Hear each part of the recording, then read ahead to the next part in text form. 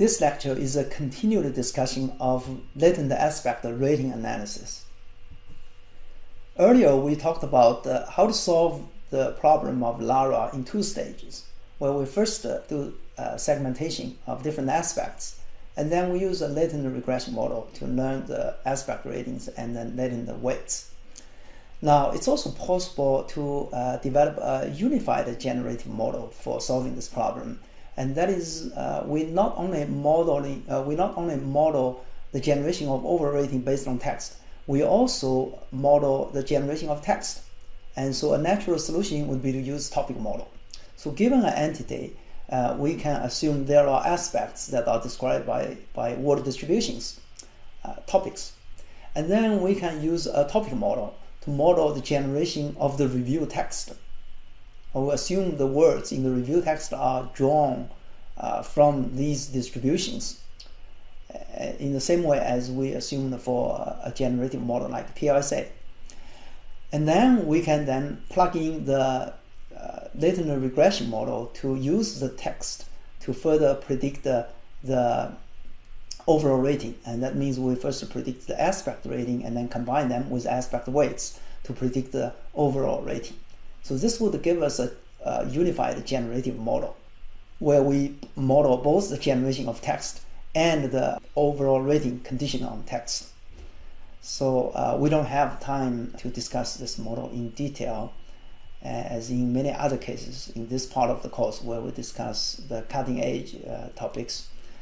But there's a reference site here where you can find more details. So now I'm going to show you some sample results that you can get by using this kind of generative models. First, it's about rating decomposition. So here what you see are the decomposed ratings for 3 hotels that have the same overall rating. So if you just look at the overall rating, you can't really tell much difference between these hotels. But by decomposing these ratings into aspect ratings, we can see some hotels have higher ratings for some dimensions like value, but others might score better in other dimensions like location.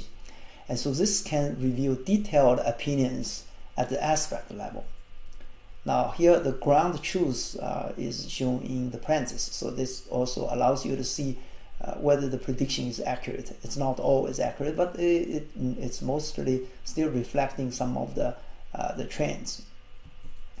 The second result is to compare different reviewers on the same hotel. So the table shows the decomposed ratings for 2 reviewers about the same hotel. Again, their high-level overall ratings are the same. So if you just look at the overall ratings, you don't really get that much information about the difference between the 2 reviews. But after you decompose the ratings, you can see clearly they have high scores on different dimensions. So this shows that the model can reveal differences in opinions of different reviewers, and such a detailed understanding can help us understand better about reviewers and also better about their feedback on the hotel. This is something very interesting because this is in some sense some byproduct. In our problem formulation, we did not really have to do this, but the design of the generative model has this component. And these are sentiment weights for words in different aspects. And you can see the highly weighted words versus the negatively low weighted words here for each of the 4 dimensions: value, rooms, location, and cleanliness. Right? The top words clearly make sense, and the bottom words also make sense. So this shows that with this approach, we can also learn sentiment information directly from the data. Now, this kind of lesson is very useful because, in general, a word like long, let's say, may have different sentiment polarities for different contexts. So if I say the battery life of this laptop is long, then that's positive. But if I say the rebooting time for the laptop is long, that's bad, right? So even for reviews about the same product, laptop, the word long is ambiguous. It could mean positive, it could mean negative. But this kind of lexicon that we can learn by using this kind of generative models can show whether a word is positive for a particular aspect. So this is clearly very useful. And in fact, such a lexicon can be directly used to tag other reviews about hotels or tag comments about the hotels in social media like tweets. And what's also interesting is that since this is almost completely unsupervised, well, assuming that the reviews with overall ratings are available, and then this can allow us to learn from potentially a large amount of data on the internet to reach sentiment lexicon. And here are some results to validate the preference weights. Remember, the model can infer whether a reviewer cares more about service or the price. Now, how do we know whether the inferred weights are correct? And this poses a very difficult challenge for evaluation. Now, here we show some interesting way of evaluating the results. What you see here are the prices of hotels in different cities. And these are the prices of hotels that are favored by different groups of reviewers. The top 10 are the reviewers with the highest inferred value to other aspect ratio. So, for example, value versus location, value versus room, etc. The top 10 are the reviewers that have the highest ratios by this measure. And that means these reviewers tend to put a lot of weight on value as compared with other dimensions. That means they really emphasize on value. The bottom 10, on the other hand, are the reviewers that have the lowest ratio. What does that mean? Well, that means these reviewers have put higher weights on other aspects than value. So those are people that cared about another dimension, and they didn't care so much about the value in some sense, at least as compared with the top 10 group. Now these ratios are computed based on the inferred weights from the model. So now you can see the average prices of hotels favored by top 10 reviews are indeed much cheaper than those that are favored by the bottom 10. And this provides some indirect way of validating the inferred weights. It just means the weights are not random. They are actually meaningful here. And in comparison with the average price in these three cities, you can actually see the top 10 tend to have below average price, whereas the bottom 10, where they care a lot about other things like service or room condition, tend to have hotels that have higher prices than average. So with these results, we can build a lot of interesting applications. For example, a direct application would be to generate a rated aspect summary. And because of the decomposition, we can now generate the summaries for each aspect, the positive sentences, the negative sentences about each aspect. It's more informative than the original review that has just the overall rating and the review text. Here are some other results about the aspects discovered from reviews with no ratings. These are MP3 reviews, and these results show that the model can discover some interesting aspects commented on low overall ratings versus those high overall ratings. And they care more about different aspects, or they comment more on different aspects. So that can help us discover, for example, consumers' trend in appreciating different features of products. For example, one might have discovered the trend that people tend to like larger screens of cell phones or lightweight of laptop, etc. And such knowledge can be useful for manufacturers to design their next generation of products. Here are some interesting results on analyzing users' rating behavior. So what you see is average weights on different dimensions by different groups of reviewers. And on the left side, you see the weights of reviewers that like the expensive hotels. They gave the expensive hotels 5 stars.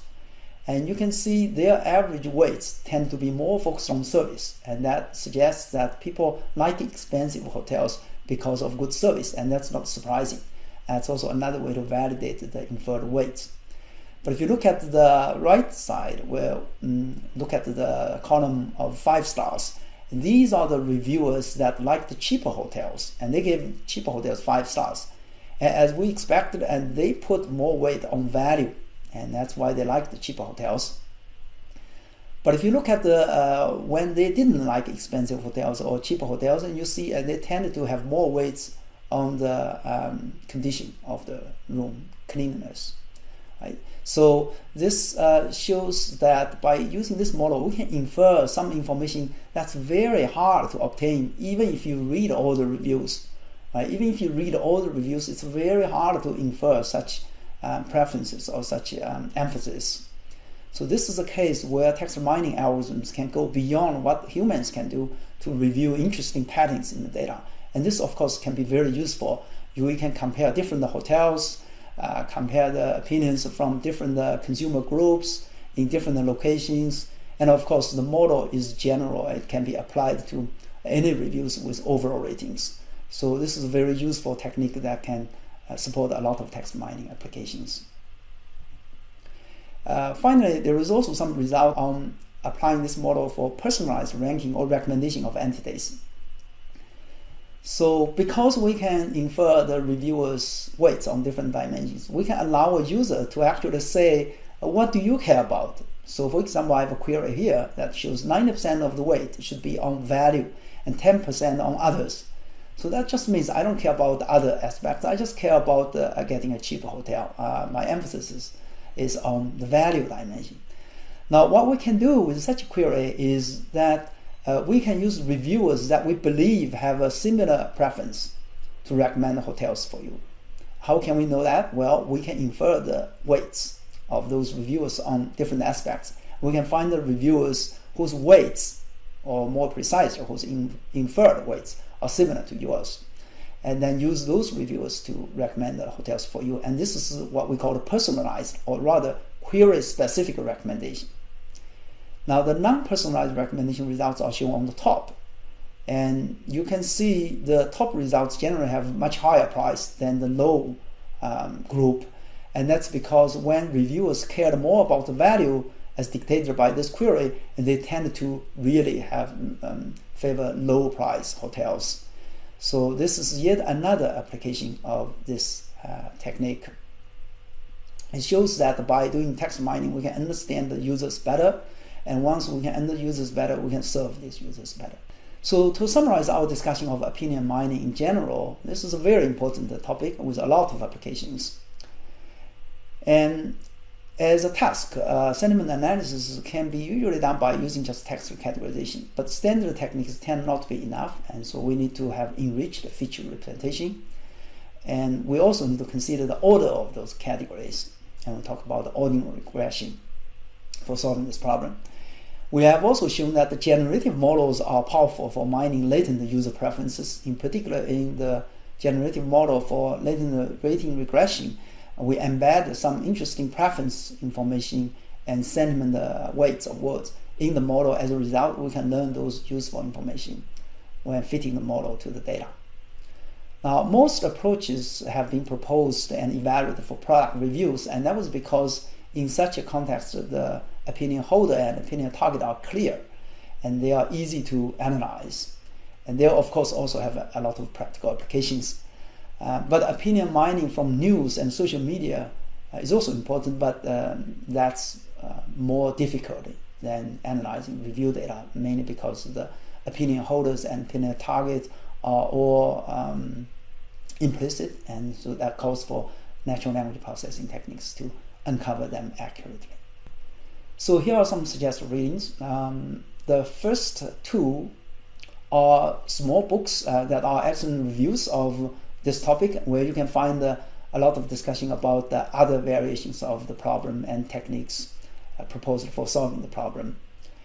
The next two papers are about the generative models for latent aspect rating analysis. The first one is about solving the problem using two stages, and the second one is about a unified model where a topic model is integrated with the regression model to solve the problem using a unified model.